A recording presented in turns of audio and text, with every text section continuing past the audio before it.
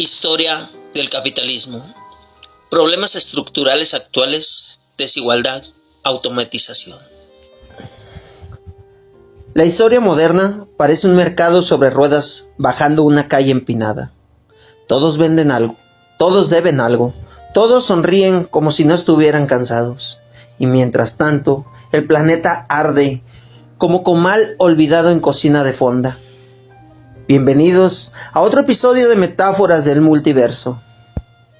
Hoy toca hablar de los problemas estructurales actuales, así, sin maquillaje. Desigualdad, automatización, crisis climática, deuda global, trabajos miserables disfrazados de libertad, gente con licenciatura entregando hamburguesas mientras un algoritmo decide si merece propina. El futuro prometido por los comerciantes de los años 90 terminó pareciéndose más a un cuarto rentado con humedad y estrés gastrointestinal. El capitalismo contemporáneo tiene algo de tragicomedia. Produce riqueza obscena y al mismo tiempo produce gente que ya ni siquiera puede imaginar una vida distinta. El filósofo Mark Fisher escribió: "Es más fácil imaginar el fin del mundo que el fin del capitalismo". Y ahí está el asunto. Películas llenas de meteoritos, zombies y ciudades destruidas. Pero nadie imagina una sociedad donde la renta no devora el salario. La desigualdad no es accidente. No cayó del cielo como granizada tapatía. Tiene arquitectura, tiene apellido, tiene bancos, tratados comerciales y políticos sonriendo, cortando listones mientras medio país come sopa instantánea.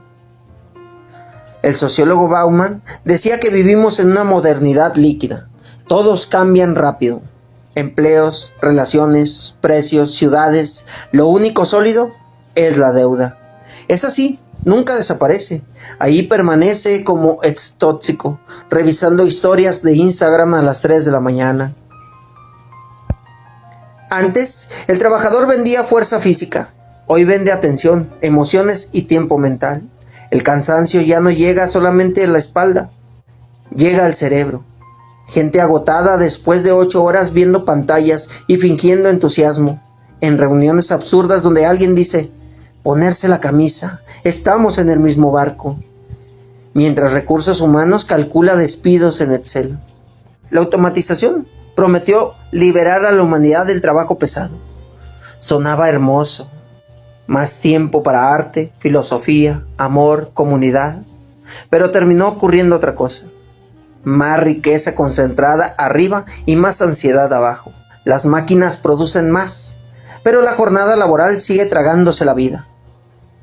Como dijo Bertrand Russell, la moral del trabajo es la moral de los esclavos. Y todavía hay gente orgullosa de trabajar 15 horas diarias por un salario que apenas y alcanza para croquetas premium del pinche perro. Mientras tanto, la crisis climática deja de ser pronóstico, ya es paisaje. Calor insoportable, sequías, huracanes monstruosos, ciudades donde respirar parece fumar 20 cigarros diarios. Y aún así aparecen empresarios diciendo que reciclar popotes salvará el mundo, mientras sus corporaciones vomitan petróleo sobre océanos completos. Una joya de cinismo. México tampoco vive aislado. Aquí la precariedad tiene humor negro y cansancio de José Alfredo. El estudiante de universidad aprende inglés, programación, diseño, edición de video y manejo emocional, para terminar ganando menos que un político municipal corrupto. El trabajo intelectual también se volvió desechable, profesores mal pagados, artistas sobreviviendo con encargos miserables, investigadores llenando formularios infinitos para conseguir becas raquíticas. El antropólogo David Graeber habló de los trabajos basura, empleos que ni siquiera deberían existir, gente fingiendo productividad para sostener estructuras inútiles, como esos correos eternos donde 20 personas discuten tipografías mientras el mundo se incendia afuera de la oficina. Y sin embargo, aquí seguimos, haciendo memes durante el colapso, riéndonos porque el humor es el último refugio antes del ataque de ansiedad colectivo. México entendió eso desde hace siglos, reírse de la muerte, del gobierno, de la pobreza y hasta del desastre sentimental. Humor de supervivencia, humor como machete psicológico. Porque el problema no es solamente económico, también es emocional. El neoliberalismo convirtió la vida en competencia permanente. Si fracasas, dicen que es tu culpa. No importa el salario miserable, el mercado roto o la corrupción estructural. Échale ganas, levántate temprano. La frase más violenta de la clase media latinoamericana. El psicoanalista Erich Fromm escribió que la sociedad moderna creó individuos que se sienten libres, aunque viven sometidos. Y sí, puedes escoger entre 20 aplicaciones para pedir comida, pero no puedes escoger no trabajar para pagar renta. Libertad de escaparate. Hoy, el joven promedio vive algo extraño: exceso de información y ausencia de futuro claro. Sabe de guerras, inflación, incendios forestales y crisis financiera antes de desayunar.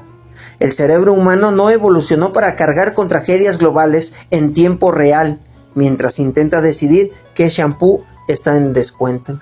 La desigualdad también destruye la percepción de realidad. El rico vive en una película distinta. Para algunos, tiempos difíciles significa cancelar viaje a Europa. Para otros, significa decidir entre medicinas o comida. Dos países coexistiendo en la misma avenida. El economista Thomas Piketty mostró cómo la riqueza se concentraba cada vez más en pocas manos. Y no se necesita doctorado para verlo. Basta caminar por cualquier ciudad latinoamericana. Torres de lujo junto a colonias sin agua, Teslas estacionados frente a gente vendiendo chicles. El capitalismo latinoamericano parece episodio escrito por un guionista borracho y cruel. Y luego aparece la automatización, la inteligencia artificial, escribiendo textos, haciendo imágenes, sustituyendo tareas. Lo irónico es brutal. La humanidad creó máquinas para ahorrar tiempo y terminó sin tiempo para vivir. Como si el progreso hubiera olvidado preguntar ¿para quién trabaja? El historiador Eric Hobsbawm decía que el capitalismo revolucionó constantemente el mundo porque necesita destruir y reconstruir mercados. Esa destrucción creativa suena elegante en libros de economía. En la realidad significa barrios desplazados, empleos muertos y personas completas sintiéndose obsoletas a los 40 años. La llamada economía de plataformas convirtió el trabajo en pieza flotante, sin seguridad social, sin estabilidad, sin futuro claro. El repartidor pedaleando bajo lluvia mientras un cliente se queja porque la comida llegó fría. Feudalismo con aplicaciones móviles. Y aquí aparece algo todavía más perverso: la romantización del algoritmo. El sujeto exitoso presume dormir 4 horas, presume estrés, presume productividad, como si vivir exhausto fuera medalla olímpica. El filósofo Yul Chun Han explicó que ya no vivimos en sociedades disciplinarias, sino en sociedades de rendimiento. El explotador y el explotado viven dentro de la misma persona. Uno mismo se castiga, uno mismo se exige, uno mismo se culpa. Por eso tanta ansiedad, tanto vacío raro, tanta sensación de correr sin llegar a ningún lado. La crisis climática agrava todo. Las grandes potencias hablan de sustentabilidad mientras siguen quemando combustibles fósiles como pirómanos con traje. Y los países pobres pagan consecuencias que no provocaron. Sequías, migraciones masivas, alimentos más caros. El planeta parece factura atrasada que nadie quiere pagar. El escritor Eduardo Galeano escribió: la división internacional del trabajo consiste en que unos países se especializan en ganar y otros en perder. América Latina conoce perfectamente esa frase. Exportamos recursos, importamos dependencia. Y mientras tanto, las redes sociales fabrican espejismos. Gente aparentemente con éxito financiero, con deudas gigantes. Influencers motivacionales hablando de mentalidad de tiburón desde departamentos rentados. Gurús financieros vendiendo cursos para escapar de un sistema que ellos mismos necesitan para vender humo. Parece un chiste de Cantinflas, pero está escrito por Kafka. La precarización del trabajo intelectual tiene otra capa grotesca. Antes, estudiar prometía movilidad social. Hoy muchos profesionales sobreviven encadenando trabajo temporal. El conocimiento perdió valor económico mientras el entretenimiento instantáneo domina todo. Un investigador tarda años produciendo conocimiento y gana menos que alguien haciendo bailes ridículos en internet. No es resentimiento, es estructura económica premiando atención rápida sobre profundidad. Pero tampoco sirve romantizar el pasado. El viejo modelo industrial también explotaba brutalmente. Jornadas inhumanas, trabajo infantil, miseria obrera. Lo distinto ahora es el maquillaje digital. La explotación llega con interfaz bonita y notificaciones coloridas. La deuda global funciona como religión contemporánea. Países enteros hipotecados. Familias completas atrasadas pagando intereses eternos. Estudiantes comenzando vida adulta ya endeudados. Como dijo Karl Marx, el capital es trabajo muerto que se alimenta del trabajo vivo. Y vaya que sigue tragando todo. En México, además, existe una cultura extraña, donde el sufrimiento laboral casi se vuelve identidad nacional. El godín agotado, el estudiante sobreviviendo con café barato, el comerciante informal trabajando domingos eternos. Todos diciendo, ni modo, ni pedo, ya me chingué. Filosofía de supervivencia callejera. Pero cuidado, el sistema también necesita esa resignación, necesita individuos cansados, aislados y culpándose entre sí, trabajadores peleando contra trabajadores mientras las élites económicas brindan tranquilamente. La antropología muestra algo importante. Las sociedades humanas no siempre vivieron así. Hubo comunidades con menos desigualdad, menos obsesión productiva y más vida colectiva. El capitalismo actual no es ley natural, no nació con el universo, tiene historia y todo lo histórico puede cambiarse. Claro, tampoco existe solución mágica. Ningún político mesiánico resolverá esto con discursos motivacionales, pero entender estructuras ya rompe parte del hechizo. Porque el sistema funciona mejor cuando la gente cree que sus problemas individuales no tienen relación con la economía, la política y la historia. Y aquí aparece la ironía más grande. La humanidad posee tecnología suficiente para alimentar, educar y cuidar a millones. Pero organiza esa abundancia mediante un sistema donde sobra comida y falta dinero para comprarla. Ciencia ficción escrita por un contador sin alma. El escritor Albert Camus decía que el verdadero problema filosófico es decidir si la vida merece vivirse. Y aún así, millones responden cada mañana levantándose para trabajar, amar, hacer chistes y seguir adelante. Hay algo profundamente humano en eso, terquedad existencial. Porque incluso en medio del desastre estructural existen momentos de dignidad concreta. El repartidor compartiendo agua con otro repartidor, la madre sosteniendo familia completa, el maestro rural enseñando aunque el gobierno lo ignore, el científico trabajando pese a recortes absurdos, el artista creando aunque no paguen. Eso también forma parte de la historia. No todo es colapso, también hay resistencia cotidiana, pequeña, cansada, a veces encabronada pero viva. Y aquí aparece una última metáfora. El sistema actual se parece a esos edificios lujosos, construidos sobre tierra mal compactada. Desde afuera brillan, luces bonitas, publicidad elegante, pero abajo existen grietas, y las grietas siempre terminan hablando. Porque ninguna civilización escapa eternamente de sus contradicciones, ni Roma, ni los imperios coloniales, ni las burbujas financieras. La historia mastica arrogancia lentamente. Y mientras el algoritmo calcula ganancia, mientras los políticos sonríen frente a cámara, y mientras medio planeta sobrevive endeudado, todavía queda una pregunta incómoda. ¿Qué clase de sociedad produce tanta riqueza y tanta tristeza al mismo tiempo? Esa pregunta persigue este siglo como perro callejero bajo la lluvia eléctrica. El problema estructural de nuestros tiempos no es solamente económico, tampoco es únicamente político. El problema es civilizatorio. La máquina produce más que nunca y la gente vive agotada como burro de carga. Ahí está la contradicción central. Ahí está el monstruo respirando detrás del refrigerador vacío. Durante décadas vendieron la idea del progreso como si fuera una línea recta. Más tecnología igual a más bienestar, más mercado igual a más libertad, más productividad igual a más felicidad. Pero la realidad parece meme. La tecnología avanzó brutalmente y millones viven peor emocionalmente que sus abuelos. Tu abuelo probablemente terminó primaria, tal vez trabajó en una fábrica, un taller o el campo. Ganaba poco, sí, pero podía construir una casa poco a poco. Hoy alguien con licenciatura, idiomas y cursos digitales apenas alcanza a rentar un cuarto donde el boiler parece reliquia de la Revolución Mexicana. Y es que algo se rompió. Y no es flojera generacional. Esa cantaleta de los jóvenes ya no quieren trabajar es basura ideológica repetida por gente que compró casa cuando un terreno costaba menos que un teléfono actual. Las nuevas generaciones trabajan muchísimo. Lo que ocurre es que trabajan dentro de un sistema donde el valor producido se concentra arriba, como grasa en caldo frío. El economista David Ricardo ya hablaba hace siglos sobre cómo la riqueza termina acumulándose.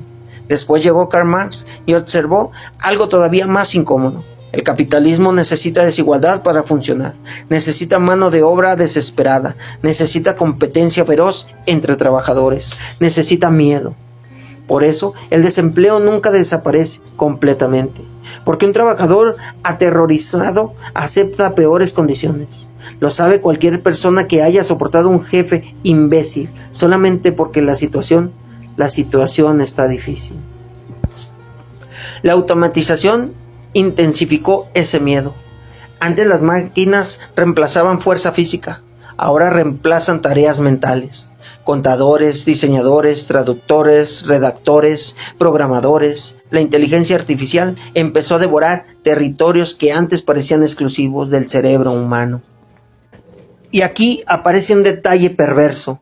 La sociedad no distribuye el tiempo liberado por las máquinas, distribuye la angustia. Imagina esto. Una empresa automatiza procesos y duplica productividad. En teoría, todos podrían trabajar menos horas y vivir mejor. Pero no ocurre eso. La empresa despide empleados, reduce costo y aumenta ganancia. Los sobrevivientes trabajan más por miedo a convertirse en los siguientes despedidos. Esta es una ciencia ficción corporativa. El filósofo Herbert Marcuse decía que la tecnología en sociedades capitalistas no necesariamente libera, también controla. Y tenía razón. El celular parece símbolo de libertad hasta que descubre que el trabajo puede perseguirte incluso mientras cagas tranquilamente. Antes, el obrero salía de fábrica y al menos existía separación física. Hoy la oficina vive en el bolsillo, correos a medianoche, mensajes urgentes en domingo, videollamada absurda donde todos fingen entusiasmo mientras desean aventarse por la ventana más cercana, hasta que te das cuenta que vives en el primer piso. La cultura contemporánea convirtió la hiperproductividad en virtud moral. Dormir poco se celebra, descansar genera culpa, el ocio parece crimen, como si el ser humano hubiera nacido exclusivamente para llenar hojas de cálculo y responder mensajes con "quedo atento". El sociólogo Max Weber explicó cómo la ética protestante vinculó trabajo y valor moral. Trabajar mucho equivalía a ser virtuoso. El problema es que esa lógica terminó convertida en monstruo cultural. Hoy mucha gente siente culpa incluso cuando descansa un sábado. Y luego las redes sociales empeoran todo. Comparación constante. Tipos de 20 años mostrando relojes carísimos y frases motivacionales sacadas de galletas de la fortuna. Si eres pobre es porque quieres. Mentalidad de ganador. Levántese a las 5 de la mañana. Pura pornografía aspiracional. Lo más irónico es que muchos de esos gurús financieros viven vendiendo curso a personas desesperadas. Su negocio no es el éxito, su negocio es la ansiedad colectiva. La precarización laboral también destruyó la relación entre esfuerzo y recompensa. Antes existía cierta lógica. Estudiar aumentaba probabilidad de estabilidad. Hoy no. Hoy doctores manejan taxis de aplicaciones, arquitectos vendiendo ropa, psicólogos sobreviviendo con memes terapéuticos en internet. Y cuidado, No se trata de despreciar esos trabajos, el problema es otro. La sociedad invierte años formando profesionales y luego los arroja a mercados laborales saturados donde el conocimiento vale menos que la capacidad de generar clics. El antropólogo David Graeber observó algo fascinante y deprimente. Muchos empleos modernos ni siquiera aportan algo real. Reuniones inútiles, reportes que nadie lee, puestos inflados para mantener burocracia corporativa, personas agotadas haciendo tareas vacías mientras enfermeras y maestros sobreviven con salarios miserables. La lógica del mercado tiene algo profundamente absurdo. El futbolista gana millones, el científico climático lucha por financiamiento, el influencer presume autos rentados mientras investigadores venden comida para pagar tesis.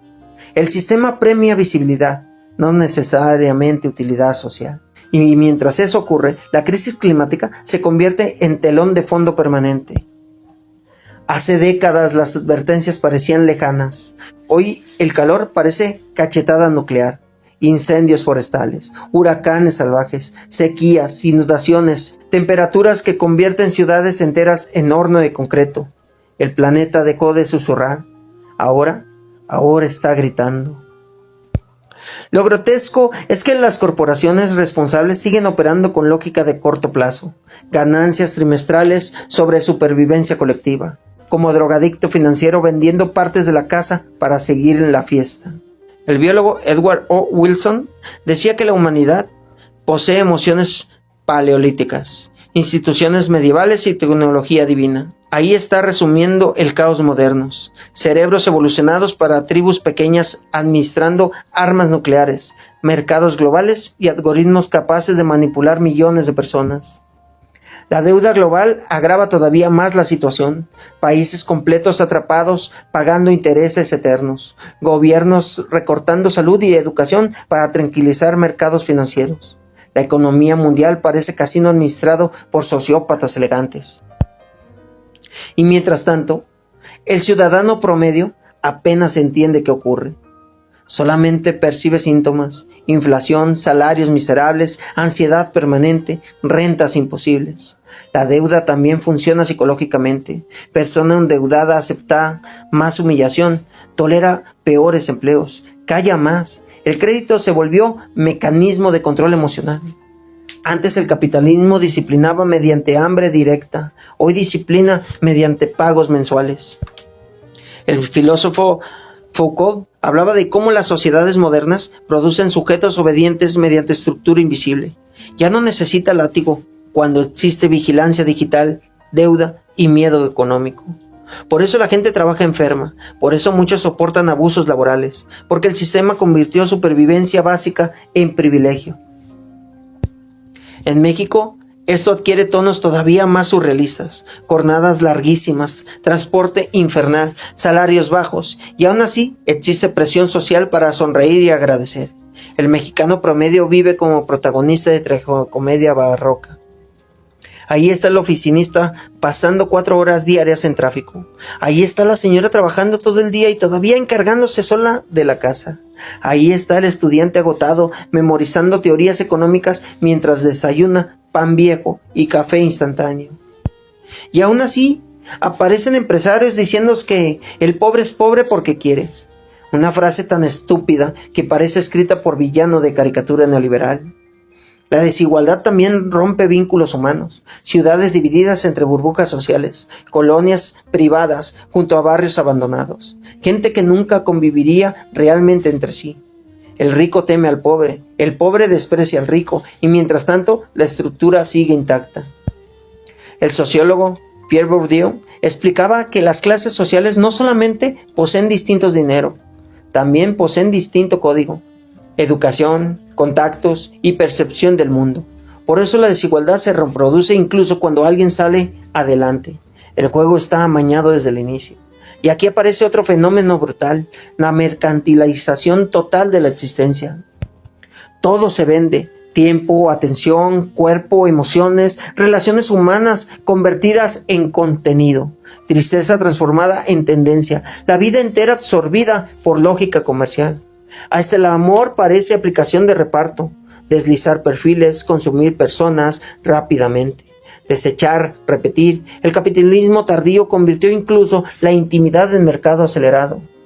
El psicoanalista Jacques Lacan decía que el deseo humano siempre está incompleto. La publicidad entendió perfectamente eso. Por eso el sistema produce consumidores eternamente insatisfechos. Compras algo y pocos días después aparece una nueva necesidad artificial. La economía moderna necesita individuos ansiosos, individuos vacíos que consuman más. Y claro, aparece el entretenimiento infinito para amortiguar angustia. Series, videos cortos, escándalos virales, noticias absurdas. El cerebro saturado ya ni siquiera procesa la realidad histórica. Todo dura 15 segundos, a veces menos. El filósofo Guy Debord habló de la sociedad del espectáculo, una realidad donde las imágenes sustituyen experiencia auténtica. Y míranos ahora, gente grabando conciertos completos sin realmente vivirlos, personas fotografiando comida mientras mastican ansiedad. Pero tampoco sirve caer en nostalgia ridícula. El pasado también tenía brutalidad enorme, racismo abierto, violencia normalizada, autoritarismo feroz. El problema no es idealizar épocas anteriores, el problema es entender contradicciones actuales, porque el capitalismo contemporáneo produce una paradoja grotesca, hiperconexión tecnológica y soledad emocional masiva. Nunca hubo tantas herramientas para comunicarse y nunca tanta gente sintiéndose aislada. Conversaciones superficiales, amistades administradas por algoritmo, relaciones atravesadas por estrés económico. La salud mental tampoco puede separarse de estructura material. Mucha ansiedad moderna no nace únicamente dentro del individuo, nace de condiciones sociales objetivas, inestabilidad laboral, precios imposibles, competencia constante, sobrecarga informática. Claro, existe factor biológico y psicológico, pero reducir todo al individuo es trampa ideológica conveniente, como intentar resolver contaminación industrial regalando aromatizante. El filósofo Zizek ironiza diciendo que resulta más fácil imaginar catástrofes globales que cambios económicos profundos. Y sí, Hollywood destruye el planeta semanalmente, pero casi nunca imagina sistemas distintos de organización social. Porque incluso la imaginación quedó colonizada, y aún así, debajo del desastre, aparecen resistencias pequeñas pero reales, cooperativas, redes de apoyo, movimientos ambientales, sindicatos independientes, comunidades defendiendo agua y territorio, gente cuestionando jornadas laborales absurdas. No son soluciones mágicas, tampoco héroes cinematográficos, son seres humanos intentando recuperar dignidad dentro de estructuras gigantescas. La historia nunca avanza linealmente. Los imperios parecen eternos hasta que colapsan. La Unión Soviética parecía indestructible. El feudalismo dominó siglos. Las monarquías europeas juraban gobernar por mandato divino. Todo parecía permanente hasta que dejó de serlo. Por eso resulta peligroso creer que el orden actual es inevitable. El problema es que los cambios históricos suelen llegar acompañados de caos, y el siglo XXI ya huele a turbulencia, tensiones geopolíticas, migración masiva, recursos naturales disputados, polarización política, crisis energética, inteligencia artificial alterando economía entera. El futuro cercano probablemente será extraño, desigual y conflictivo, y sin embargo, también existen posibilidades de reorganización colectiva. La humanidad ha sobrevivido guerras, pandemia y colapso económico antes. Aunque claro, sobrevivir no significa automáticamente vivir bien. Tal vez ahí reside el núcleo de esta discusión. Una civilización capaz de producir abundancia material gigantesca, pero incapaz de garantizar tranquilidad básica, revela contradicción profunda. El sistema actual funciona como automóvil, acelerando hacia barranco mientras pasajeros discuten quién controla la música. Y mientras tanto, millones continúan despertando temprano. Preparan café, toman transporte público, trabajan jornadas eternas, hacen chistes, se enamoran, cuidan hijas e hijos, escuchan música, sobreviven. Hay algo trágico y hermoso en eso. Porque incluso dentro de estructuras injustas, la vida insiste, como hierba creciendo entre grietas del pavimento, como vendedor ambulante silbando canciones viejas bajo lluvia contaminada, como estudiante leyendo filosofía en camión lleno, como madre sosteniendo familia completa con cansancio y ternura mezclada. La historia humana jamás fue limpia ni ordenada, siempre estuvo llena de contradicción, pero este momento histórico posee una característica especial. La humanidad entiende mucho mejor sus problemas y aún así parece incapaz de resolverlos. Sabemos que destruye con sistemas, sabemos que genera desigualdad extrema, sabemos cómo funciona manipulación digital, sabemos que provoca agotamiento emocional colectivo y aún así seguimos reproduciendo estructuras dañinas, como adictos organizando otra fiesta en casa incendiándose lentamente. Y quizá porque enfrentar problemas estructurales obliga a cuestionar intereses enormes, poder económico, privilegios históricos, modelos enteros de civilización. Y eso jamás ocurre suavemente. Y entonces aparece una pregunta incómoda, una pregunta vieja, como las minas de carbón y los campos de caña. ¿Quién produce la riqueza del mundo? Porque detrás de cada teléfono hay obreros ensamblando piezas bajo vigilancia. Detrás de cada edificio corporativo hay albañiles destruyéndose rodillas bajo el sol. Detrás de cada comida rápida existe una cadena completa de trabajadores invisibles, repartidores, campesinos, choferes, empleados agotados, limpiando baños ajenos mientras los ricos hablan de innovación.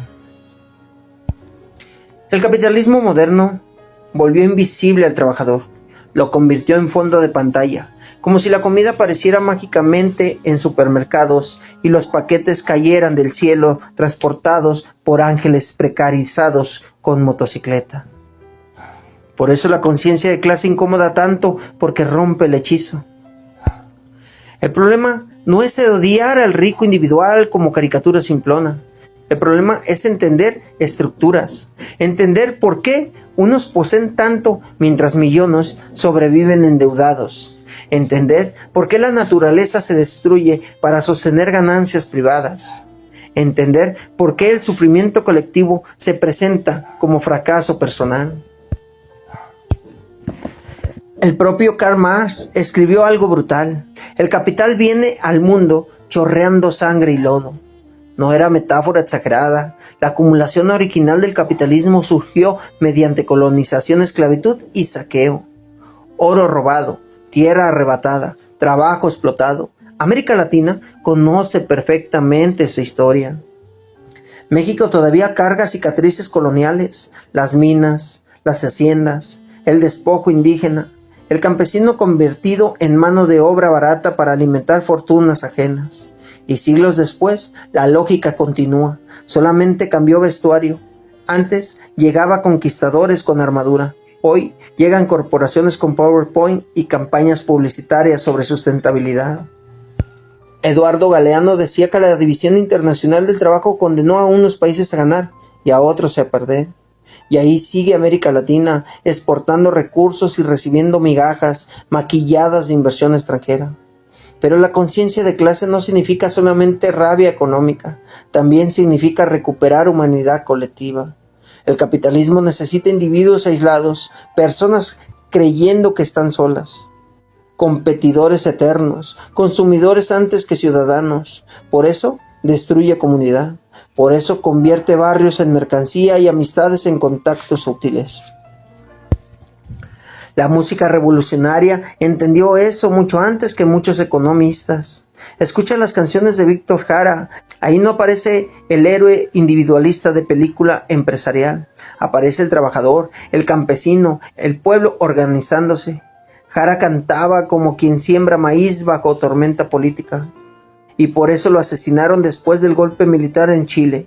Porque las dictaduras no solamente temen armas, también temen canciones que despiertan dignidad.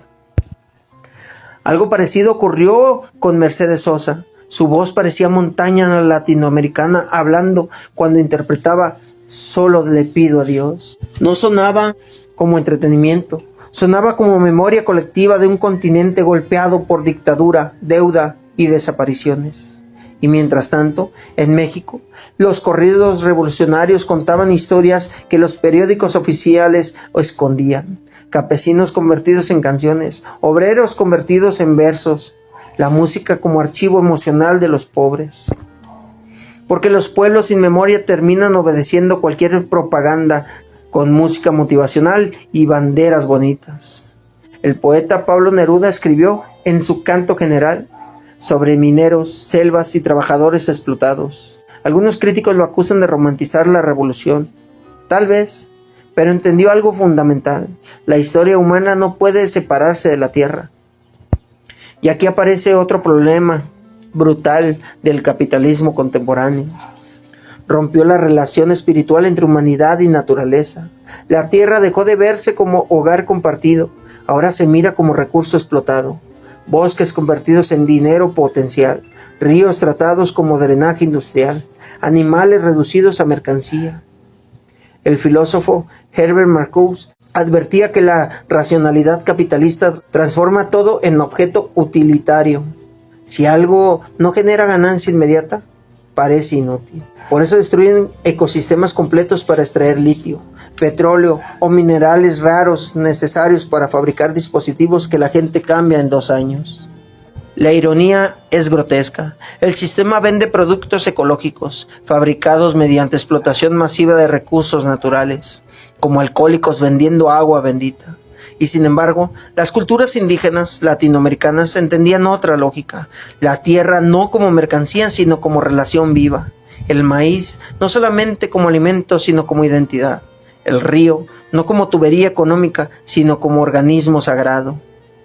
Claro, tampoco sirve idealizar románticamente a los pueblos originarios como si fueran santos ecológicos perfectos.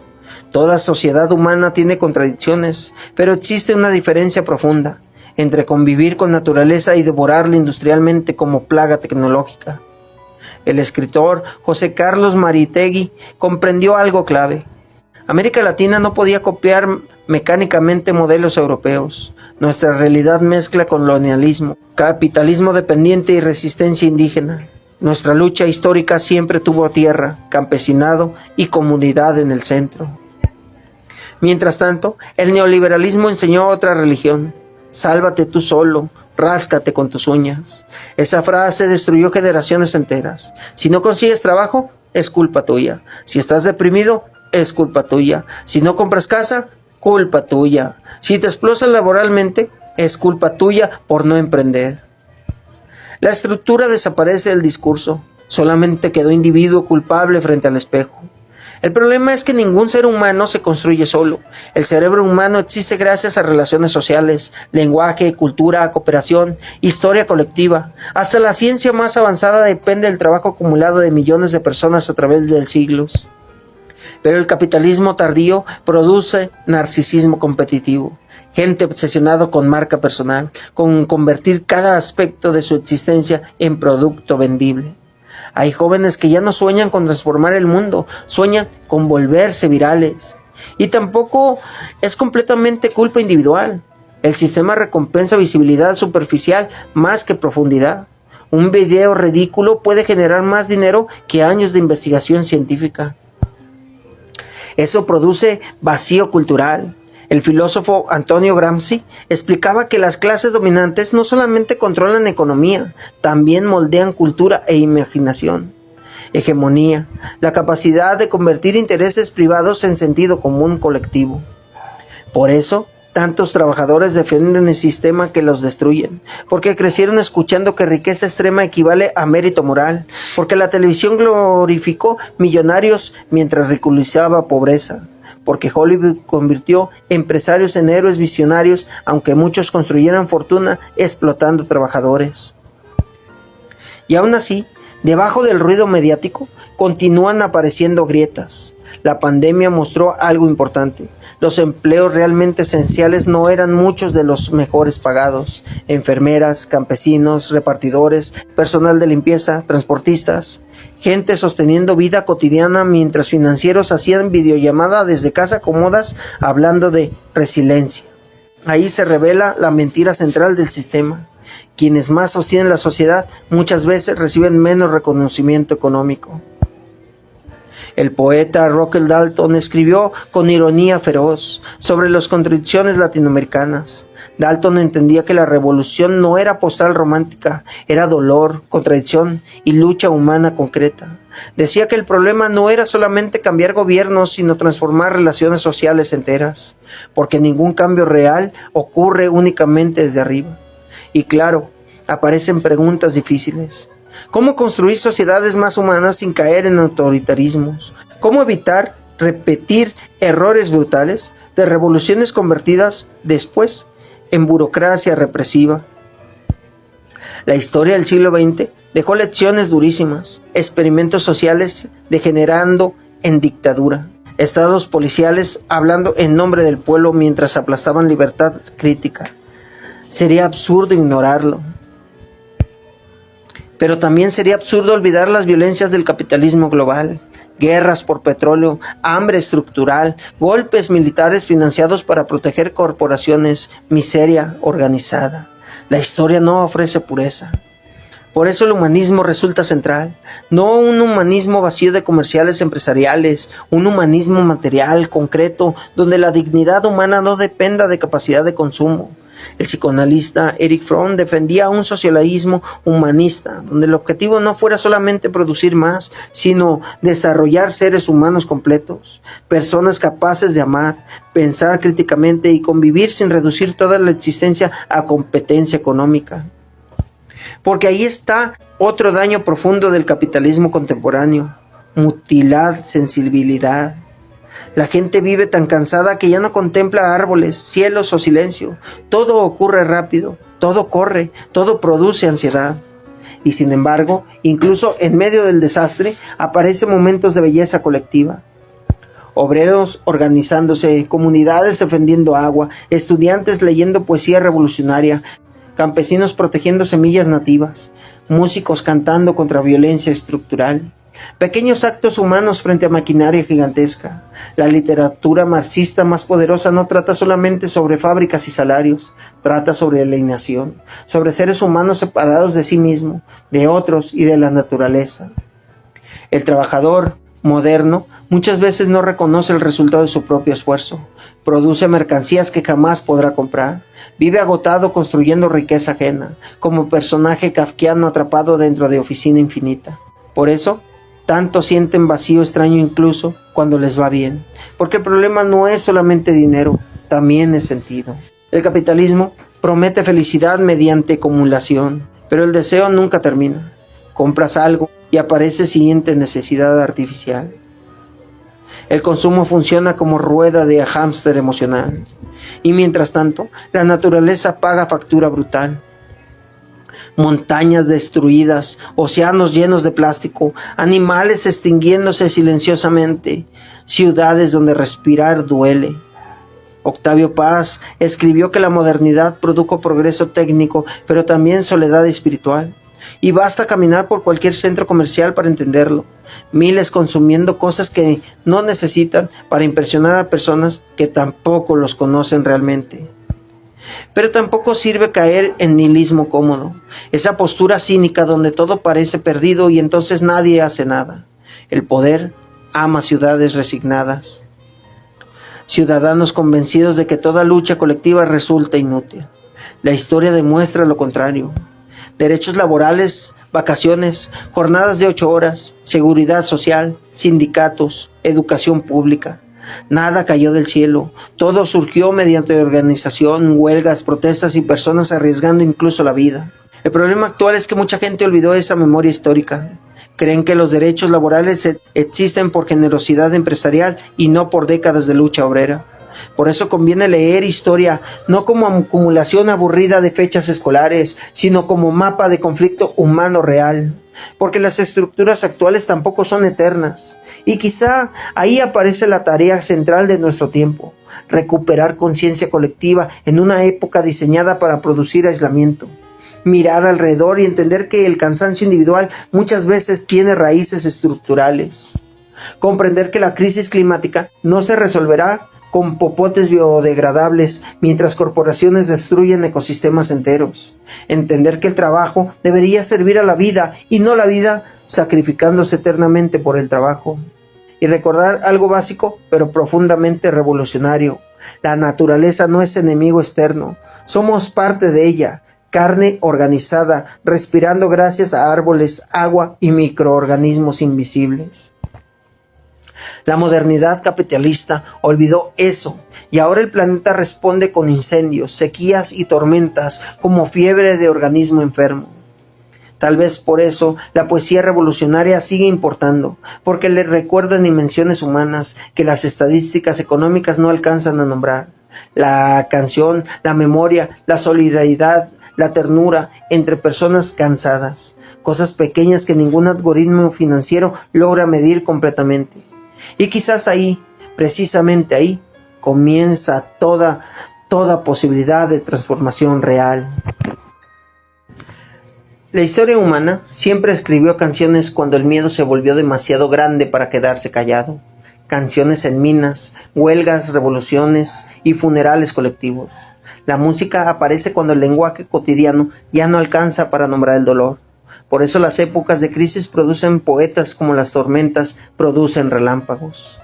Piensa en la Internacional. No era solamente una melodía política, era un grito colectivo nacido de obreros exportados en fábricas llenas de humo, niños trabajando jornadas brutales y ciudades industriales donde la gente moría joven, respirando carbón. Cuando la letra habla de los nadie, levantándose, habla de personas concretas, gente con hambre, gente cansada de vivir como herramienta reemplazable. Y aquí estamos más de un siglo después mirando otra vez un planeta lleno de desigualdad obscena y crisis ambiental. La diferencia es que ahora las fábricas tienen pantallas táctiles y logotipos minimalistas. El poeta César Vallejo escribió: hay golpes en la vida tan fuertes. Yo no sé.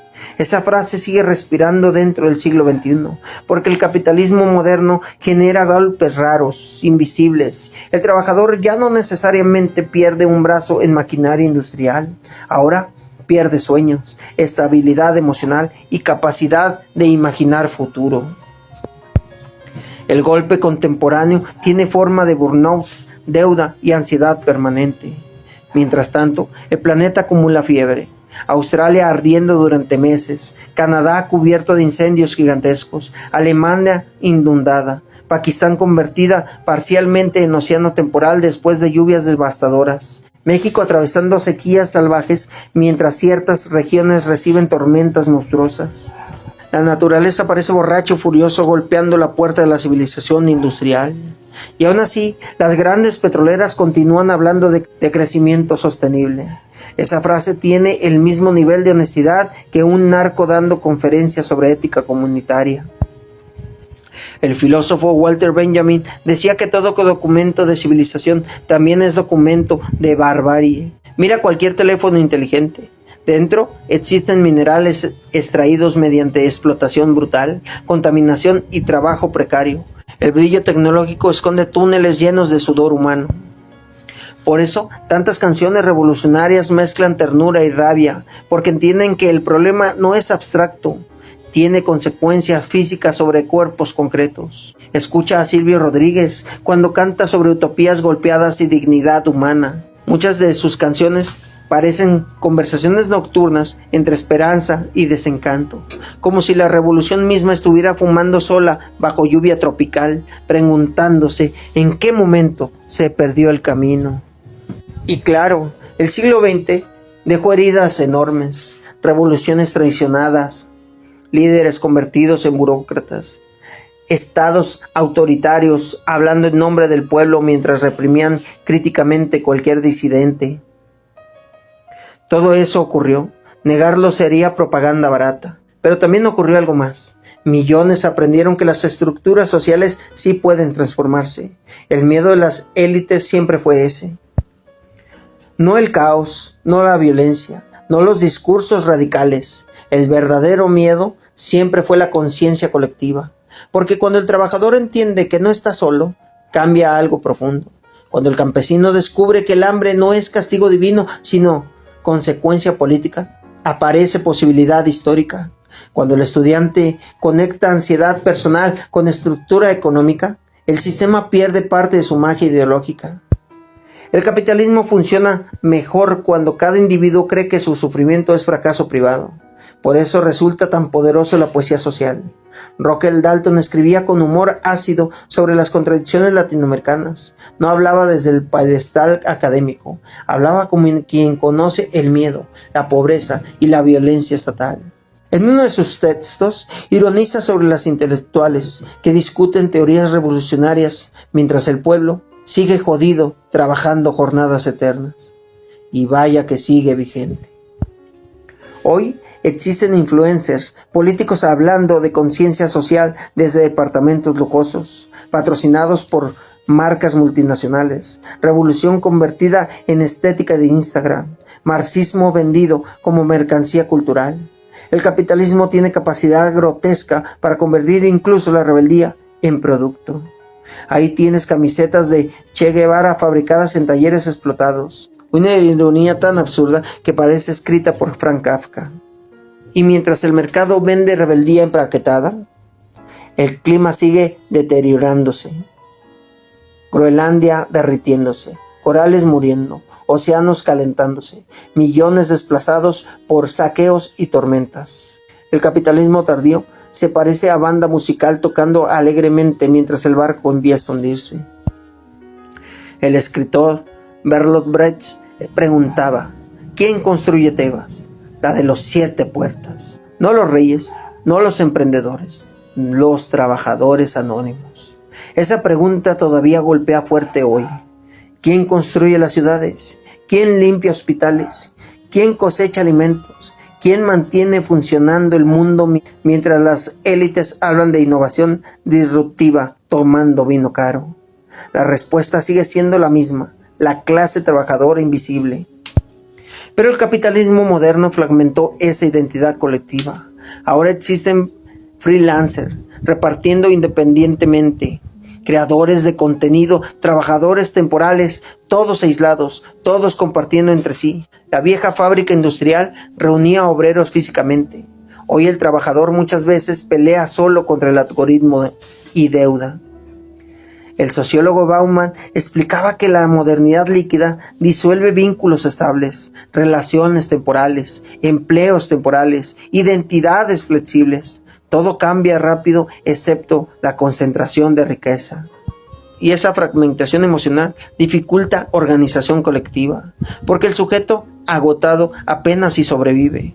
No tiene energía para imaginar proyectos históricos, apenas quiere dormir 8 horas seguidas sin ansiedad financiera. Ahí entra otra vez el arte. La música revolucionaria sirve como memoria emocional compartida, una experiencia dispersa. Convierte sufrimiento individual en experiencia colectiva. Por eso las dictaduras siempre persiguieron poetas, músicos y estudiantes. Lo entendían perfectamente. Una canción puede viajar más lejos que un discurso político. Mira el caso del pueblo unido jamás será vencido. Esa consigna atravesó fronteras porque resumió algo básico. La fuerza colectiva modifica historia. No garantiza victoria automática, no elimina contradicciones, pero rompe aislamiento. Hoy las luchas ambientales también producen nuevas formas de poesía política. Comunidades indígenas defendiendo selvas, jóvenes marchando contra la destrucción climática, campesinos enfrentando corporaciones mineras. La ecología dejó de ser tema romántico de universitarios abrazando árboles. Ahora es cuestión de supervivencia material. El capitalismo destruye ecosistemas porque necesita crecimiento infinito dentro del planeta finito. Ahí reside contradicción material brutal. El economista puede maquillarlo con gráficos elegantes, pero la física no negocia. No existen recursos infinitos, no existe basura afuera del planeta. Todo regresa y la naturaleza responde. El huracán Katrina devastando Nueva Orleans mostró otra verdad incómoda. Las catástrofes climáticas golpean más fuerte a los pobres. Los ricos escapan primero. Tienen seguro, autos, ahorros y conexiones. El pobre quedó atrapado viendo cómo el agua destruye lo poco que construyó durante décadas. Lo mismo ocurrió en inundaciones de Bangladesh, incendios de California o sequías africanas. El cambio climático amplifica desigualdades existentes. Galeano decía que mucha gente pequeña, en lugares pequeños, haciendo cosas pequeñas, puede cambiar el mundo. Frase sencilla, casi ingenua, pero profundamente importante frente a un sistema que constantemente convence a las personas de sentirse impotentes, porque la impotencia beneficia al poder. Un ciudadano resignado consume y obedece mejor. Por eso el capitalismo contemporáneo produce saturación informativa, escándalo tras escándalo, crisis tras crisis, todo mezclado hasta generar cansancio cognitivo. El sujeto ya no sabe dónde dirigir indignación. Y mientras tanto, las corporaciones siguen acumulando ganancias récord, incluso durante desastres globales. La pandemia del COVID mostró eso brutalmente. Millones perdieron empleos familiares y estabilidad emocional mientras ciertos multimillonarios aumentaban la fortuna obscenamente. Parecía una sátira escrita por George Orwell. El problema no es únicamente económico, también es moral. ¿Qué clase de civilización normaliza que unos acumulen riqueza imposible de gastar mientras otros mueren por falta de medicamento básico? Esa pregunta persigue la literatura revolucionaria desde hace siglos. Nassim Hikmet escribía sobre trabajadores, cárceles y esperanza colectiva con una ternura impresionante.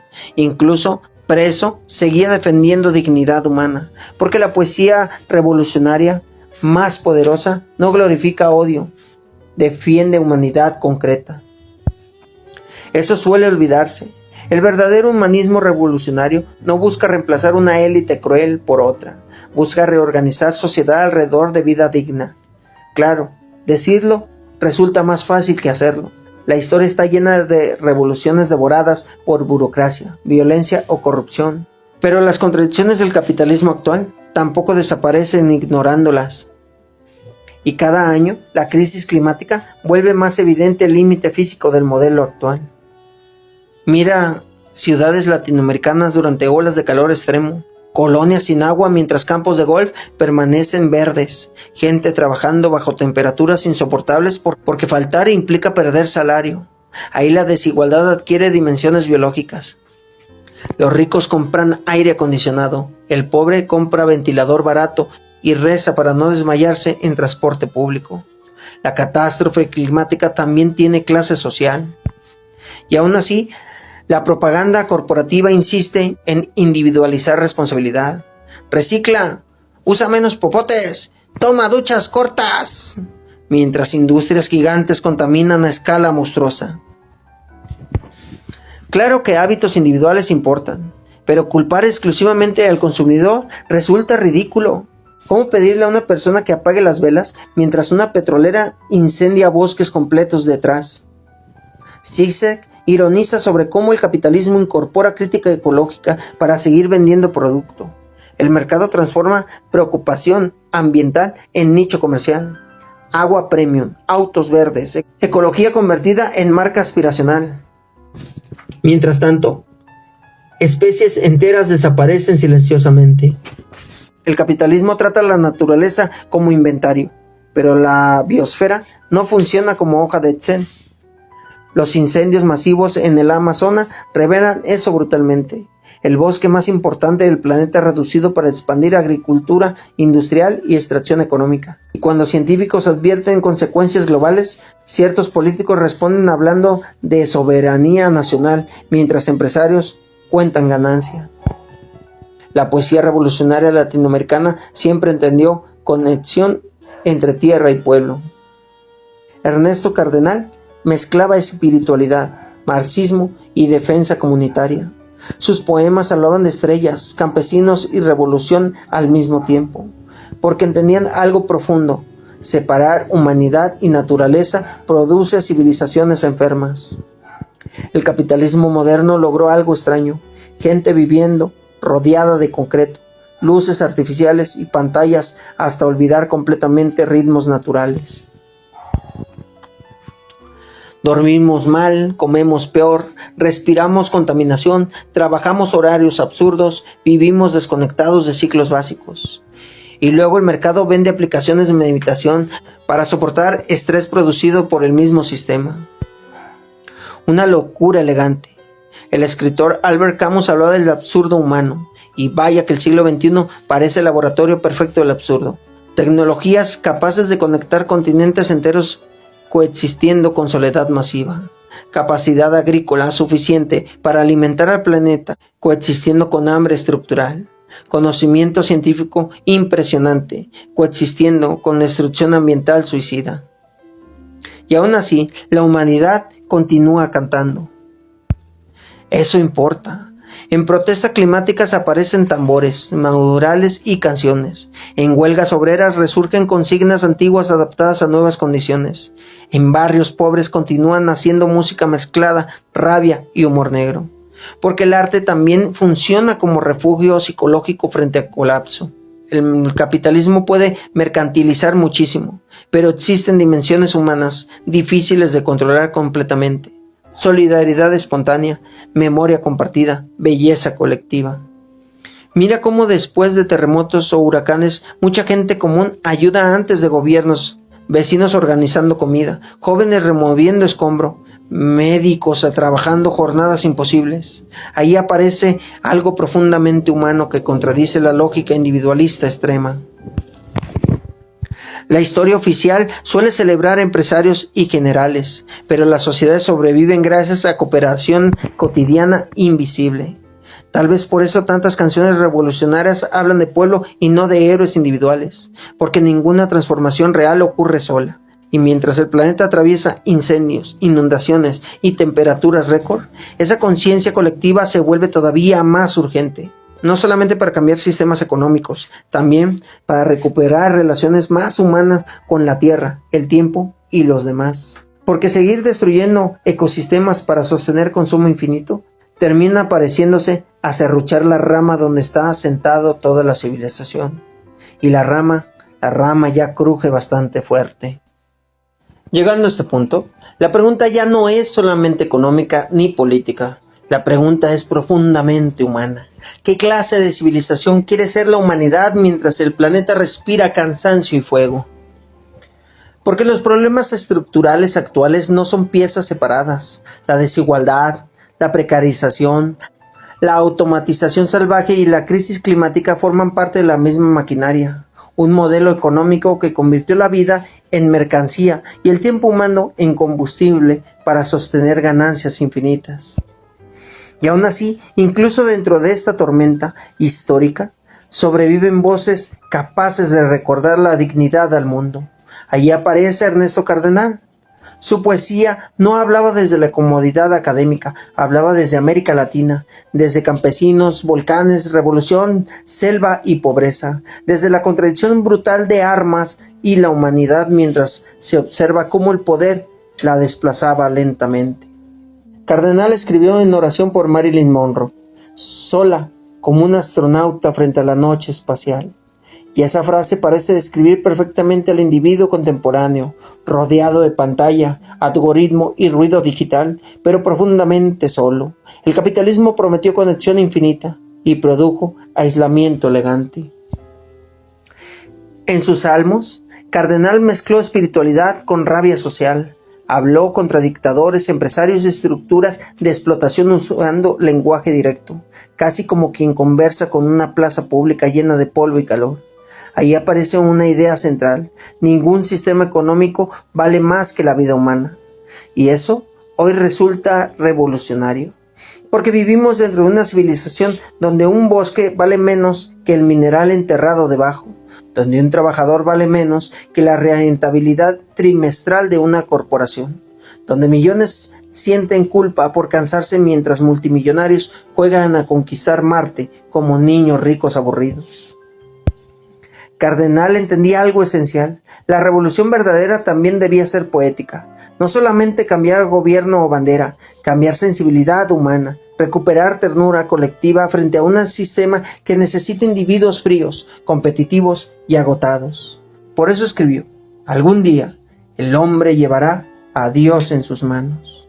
No como dogma religioso simplón, sino como metáfora de responsabilidad humana. La humanidad construye el mundo que habita, también destruye el mundo que habita. Y ahí aparece la contradicción final de este siglo. Nunca tuvimos tanta tecnología, nunca tuvimos tanta información, nunca tuvimos tanta capacidad productiva. Y aún así, millones viven con ansiedad, miedo económico y sensación de vacío. Tal vez porque el problema jamás fue solamente producir más. El problema era aprender a vivir colectivamente sin convertirnos en depredadores de nosotros mismos y de la tierra. La poesía de Ernesto Cardenal deja una última enseñanza. La historia humana no termina en cinismo. Incluso dentro del desastre existe posibilidad de dignidad, memoria y solidaridad. La ternura también puede ser fuerza histórica. Mientras existe alguien defendiendo un río, mientras un trabajador ayude a otro, mientras alguien escribe poemas contra el horror, mientras un joven cuestiona las mentiras del poder, la historia seguirá abierta. Y quizás, solamente quizás, en medio de incendios, algoritmos y ciudades agotadas, todavía quede espacio para construir un mundo menos miserable y más humano. Y como diría Ernesto Cardenal en sus versos llenos de polvo latinoamericano, estrellas y dignidad humana: al perderte yo a ti, tú y yo hemos perdido. Yo, porque tú eras lo que yo más amaba, y tú, porque yo era el que te amaba más. Versos que parecen amorosos, pero que también hablan de civilización enteras perdiéndose a sí mismas. Una humanidad separada de la naturaleza, trabajadores separados del fruto de su trabajo, personas separadas de unas de otras por dinero, miedo y pantalla luminosa a las 3 de la mañana. Pero Cardenal también escribió mirando el cosmos y la historia humana como si ambos fueran el mismo río inmenso atravesando siglos. La Tierra es un satélite de la Luna. Y hay algo profundamente hermoso en esa ironía poética. Nos creemos dueños absolutos del planeta mientras flotamos sobre una piedra húmeda, perdida en un universo gigantesco. Multimillonarios, presidentes, obreros, repartidores, estudiantes insomnes y poetas derrotados compartiendo la misma fragilidad cósmica. Quizá por eso hace falta más conciencia y menos arrogancia, más comunidad y menos competencia salvaje, más humanidad y menos algoritmo. Porque ningún mercado salvará bosques por amor, ninguna corporación abrazará ríos por ternura, y ningún sistema económico merece existir si destruye la posibilidad de vivir dignamente. Esto fue Metáforas del Multiverso, donde la historia no se mira como museo muerto, sino como espejo roto lleno de humo, canciones revolucionarias y preguntas incómodas.